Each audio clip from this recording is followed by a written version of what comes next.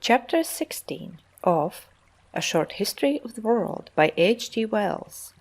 Primitive Nomadic Peoples. It was not only in Mesopotamia and the Nile Valley that men were settling down to agriculture and the formation of city-states in the centuries between 6000 and 8000 BC. Wherever there were possibilities of irrigation and a steady all-the-year-round food supply, men were exchanging the uncertainties and hardships of hunting and wandering for the routines of settlement. On the upper Tigris, a people called the Assyrians were founding cities. In the valleys of Asia Minor and on the Mediterranean shores and islands, there were small communities growing up to civilization. Possibly, parallel developments of human life were already going on in favorable regions of India and China. In many parts of Europe, where there were lakes well stocked with fish, little communities of men had long settled in dwellings built on piles over the water, and were eking out agriculture by fishing and hunting. But over much larger areas of the Old World, no such settlement was possible. The land was too harsh, too thickly wooded or too arid, or the seasons too uncertain for mankind, with only the implements and science of that age to take root. For settlement under the conditions of the primitive civilizations, men needed a constant water supply and warmth and sunshine.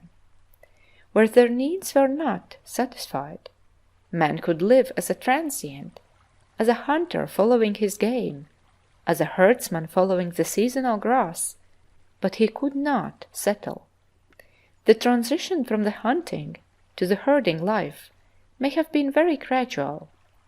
From following herds of wild cattle or, in Asia, wild horses, men may have come to an idea of property in them, have learned to pen them into valleys, have fought for them against wolves, wild dogs, and other predatory beasts. So while the primitive civilizations of the cultivators were growing up, chiefly in the great river valleys, a different way of living, the nomadic life, a life in constant movement to and fro, from winter pasture to summer pasture, was also growing up. The nomadic peoples were on the whole hardier than the agriculturalists. They were less prolific and numerous. They had no permanent temples and no highly organized priesthood. They had less gear, but the reader must not suppose that theirs was necessarily a less highly developed way of living on that account. In many ways, this free life was a fuller life than that of the tillers of the soil. The individual was more self-reliant, less of a unit in a crowd. The leader was more important, the medicine man perhaps less so. Moving over large stretches of country, the nomad took a wider view of life. He touched on the confines of this settled land and that. He was used to the sight of strange faces. He had to scheme and treat for pasture with competing tribes.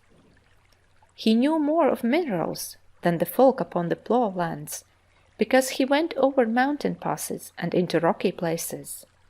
He may have been a better metallurgist. Possibly bronze, and much more probably iron smelting, were nomadic discoveries. Some of the earliest implements of iron, reduced from its ores, have been found in Central Europe, far away from the early civilizations. On the other hand, the settled folk had their textiles and their pottery, and made many desirable things. It was inevitable that, as the two sorts of life, the agricultural and the nomadic, differentiated, a certain amount of looting and trading should develop between the two. In Sumeria particularly, which had deserts and seasonal country on either hand, it must have been usual to have the nomads camping close to the cultivated fields, trading and stealing, and perhaps tinkering, as gypsies do to this day. But hence they would not steal, because the domestic fowl, an Indian jungle fowl originally, was not domesticated by man until about 1000 BC. They would bring precious stones and things of metal and leather. If they were hunters, they would bring skins. They would get in exchange pottery and beads and glass, garments and such like manufactured things. 3 main regions and 3 main kinds of wandering and imperfectly settled people there were in those remote days of the first civilizations in Sumeria and early Egypt. Away in the forests of Europe were the blond Nordic peoples, hunters and herdsmen, a lowly race. The primitive civilizations saw very little of this race before 1500 BC. Away on the steppes of Eastern Asia, various Mongolian tribes, the Hunnish peoples, were domesticating the horse and developing a very wide sweeping habit of seasonal movement between their summer and winter camping places.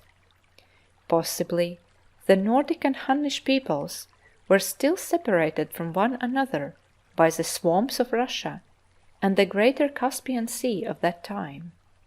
For very much of Russia there was swamp and lake.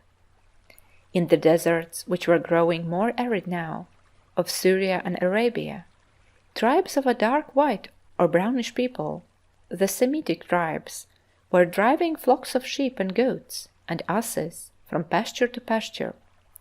It was these Semitic shepherds and certain more Negroid people from southern Persia, the Elamites, who were the first nomads to come into close contact with the early civilizations. They came as traders and as raiders.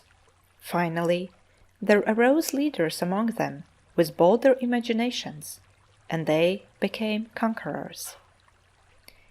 About 2750 BC, a great Semitic leader, Sargon, had conquered the whole Sumerian land and was master of all the world from the Persian Gulf to the Mediterranean Sea.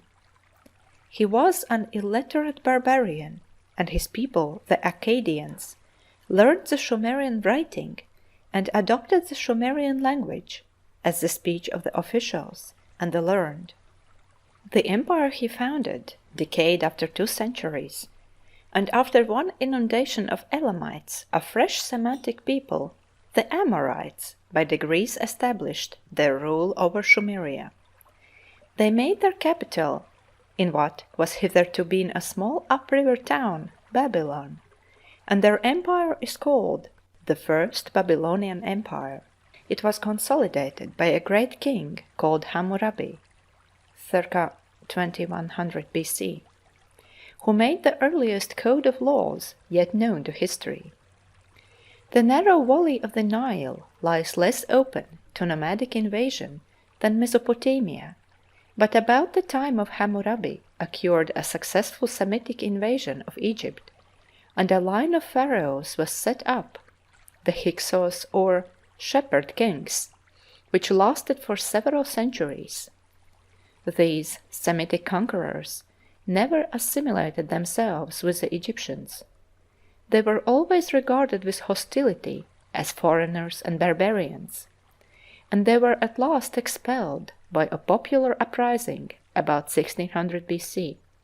But the Semites had come into Sumeria for good, and all the 2 races assimilated, and the Babylonian Empire became Semitic in its language and character.